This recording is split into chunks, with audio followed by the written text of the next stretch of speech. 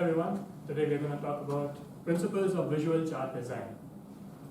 At the end of this lesson, we'll list and define two principles of visual chart design, examine real-world information visualizations and critique them based on those principles, and also redesign a bad information visualization also based on those principles.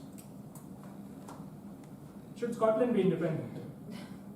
Friends at CNN think no, 52%, but yes, 58%. They really think Scotland gave more than 100%. Friends at Fox News, one up to them. Not only do they add up to 193%, but they visualize it as a pie chart, which should add up to 100%. Unemployment rate under President Obama began with 9% in January 2011, reduced to 8.8, again increased to 9.2, reached 9, but hey, 8.6 is not only at the same level at 9, but also higher than 8.9 and 8.8. Obamacare enrollment as of March 27, 6 million. March 31st goal, 7 million. How come 6 million bar is shorter than the gap, which is 1 million?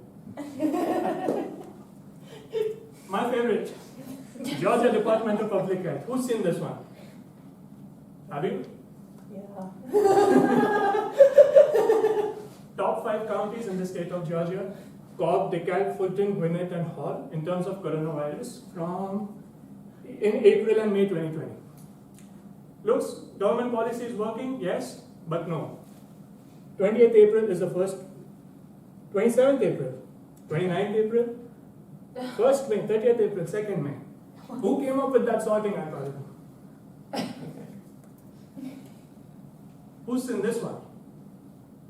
What is it? Precisely. So unlike the visualizations we saw earlier, this one is a masterpiece. This is showing Napoleon's disastrous Russian campaign in 1812, and it was designed by Charles Minard. I'll give a quick overview. So Napoleon's troops in France, they begin their march from here all the way up until to Moscow. The yellow path is Napoleon's troops. As you can see, due to the unfavorable climatic and geographic conditions, it reduces in thickness. By the time they reach Moscow, they are less than half of what they began with. Now they either fight a war or are they deprived of resources, they are defeated, they come back, again encounter the same geography and climate, further reducing and ending up with negligible troops. So this visualization is a masterpiece because in addition to the direction, distance, and the size of Napoleon's troops, it is also showing temperature, latitudes, longitudes, and some important events. So this is most visualization and art connoisseurs would keep this hung on their dining rooms. So let's do an activity. The shrinking family doctor in California. Percentage of doctors devoted solely to family practice. I'm going to distribute these sheets. You pass one.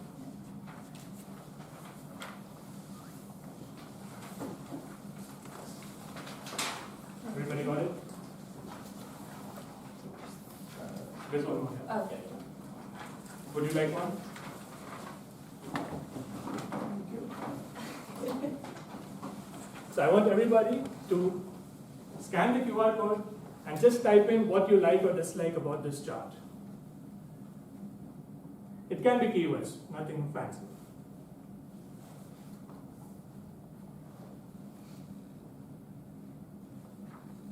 And we'll start seeing your responses here and talk about them a little bit.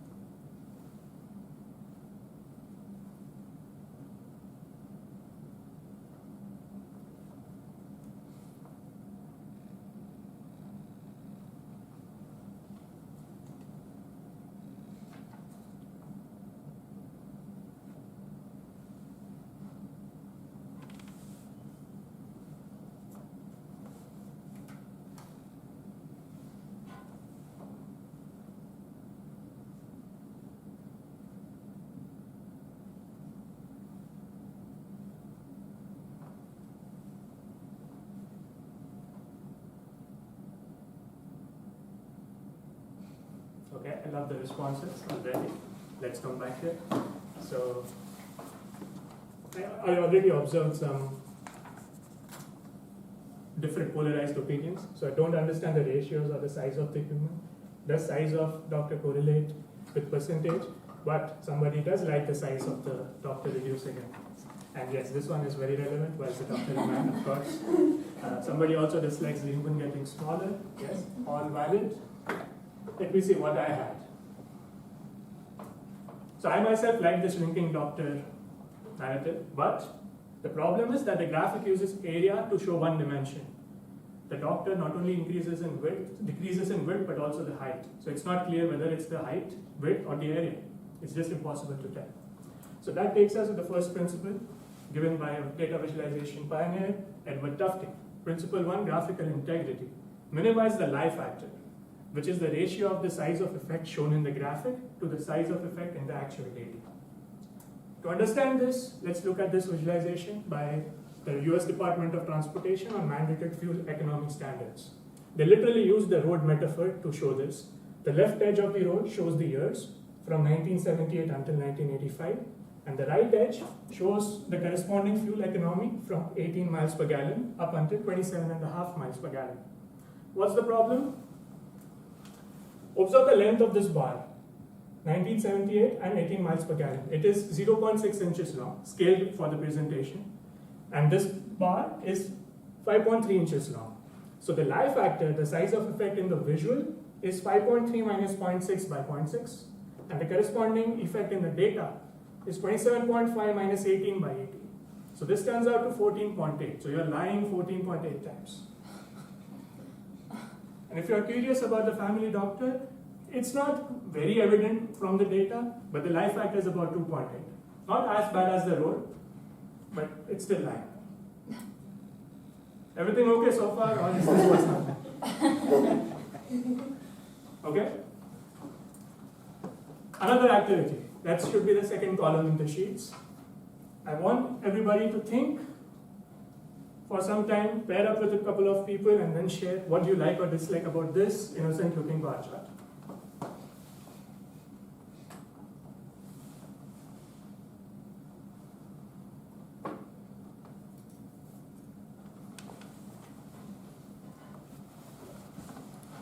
There are no access titles. There's no title. There's no title. No error bars. Yeah. There's no distinction. I saw that last night in my actually. I think the standards moving towards black and white. That's also Bars for color blind reasons, but should maybe very thin or something. Like Yeah, if yeah. it was maybe no, I agree. I'm pro color. That Yes. seems, yeah. like this seems like half of it. Like what are the more variable? Why are the percentages starting? There's also 5 I'm going up by 10. Yeah, and then why are the lines covered with text? Yeah. Yep. And why does it not go to 100%? I mean, like, I guess because it doesn't fill the graph, but it's. Yeah. It's harder because you don't even know what it's telling Yeah. you. Anybody come up with a positive attribute? I'm only hearing negative aspects. I liked that the increment was consistent, like it goes 10% each time. It starts at 5. Well, okay, but it goes from 5 to 15 to 25 to 35. It doesn't like do random gaps, like to try to confuse you. It's not lying like Yeah, Fox or yeah. It's very simple. That's positive. Yes. Knowing Tufte's stuff, like this is like good to him other than like the missing titles and the weird overlap of the numbers. Like he likes simple stuff. So Yes. Okay. So let's go to the second principle. Design aesthetics. Maximize the data ink ratio. So what the principle says, the proportion of the graphics ink that is devoted to the non-redundant data should be maximum. So remove all the clutter. So keep that in mind. And in the third column where there is a blank spot, try to redesign this visualization the way you would want it to be.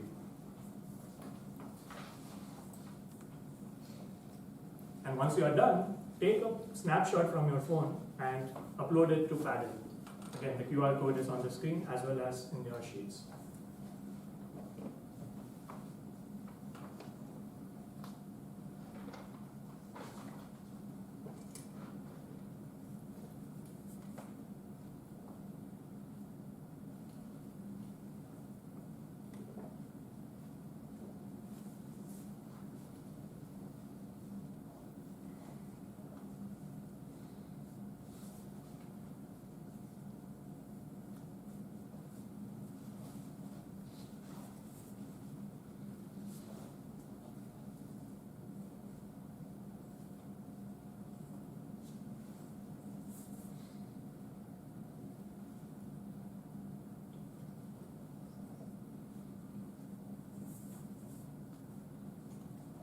wrap it up in the next 30 to 45 seconds and upload it.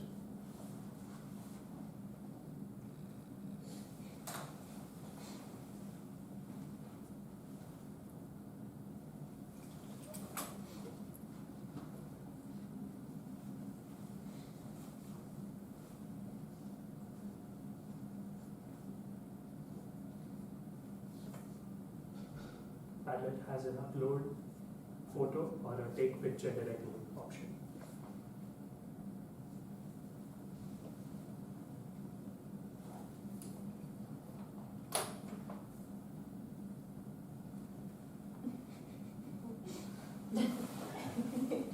Okay, I like this.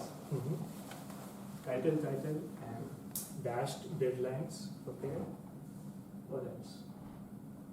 Shaded bars, yes. Axis labels, love it.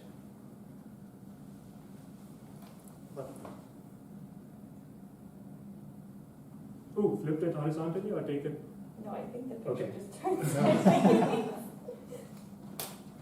Gotcha, but x-axis labels, y-axis labels, yeah, title. This one we can improve. Very nice. Okay, let's go back. I show what I had, although I liked a couple of them which are better than what I'm going to show you. So this was my attempt at it. So irrespective of title and the axis label, what I found missing from the given information was the x-axis labels. So removing redundant stuff does not mean you don't add the necessary stuff. So this is important. And the axes, the lines themselves are not needed if you had not considered that before, because visually the bars, positionally they convey that fact that okay, something is along this line. And the grid lines, they were obscuring visibility, but here I'm using to actually cut the bar into pieces. So human perception can count pieces very quickly, that okay, the middle bar has more pieces than the first bar. So while removing information, it is conveying more information in a different manner. But a 3D bar chart is what we've seen, and based on these principles, there is too much of redundant information. Why do you need a z-axis? Why do you need the grid lines? Why do you need that shaded base? You might say, in this choropleth map, the regions, they have a gradient. Why is that? Why not have a single hue? And my favorite, artistic visualizations, wherein this bar chart has been used to show as the teeth of a monster, the metaphor being used. And this one I don't necessarily agree with, but the feet of the lady are being used to demonstrate their interests in diamond over time, apparently. But we often see these infographics in print media. Are these not popular and effective? What do you think? Kind of like clickbaity, grabby. Yes? So what we learned today, the principles, like one could be from clickbaity, like a eye-catchy aspect, and the other is from a statistical accuracy standpoint. So these, until recently, were actually known as chart junk. So it's like a demeaning word that was being given to them, but not anymore. Because if you want to convey something to the general audience, they won't appreciate the lie factor or the data ink ratio. They might actually look at this and try to understand what it's trying to say. So that's the takeaway here. Like, principles are there to guide you, but you can always deviate and make a visualization for your audience. That should be your target. In conclusion, principles of visual chart design. Who can name the two principles? Minimize lie factor. Very nice. What was the other one? Minimize redundant information. Yes, Ink that's ratio. right. Maximize data ink ratio. Those two things. Next week, if you're still around, I can teach you about Schneiderman's mantra.